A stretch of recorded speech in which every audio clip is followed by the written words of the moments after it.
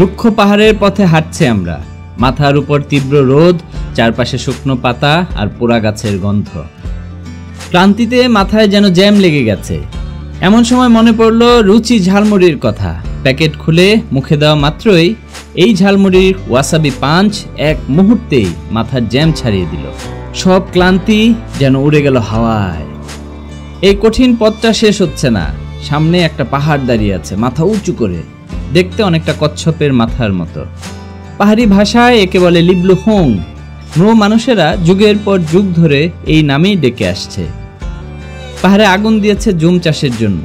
সেই পোড়া জমির ভেতর দিয়ে এগিয়ে চলেছি আমরা।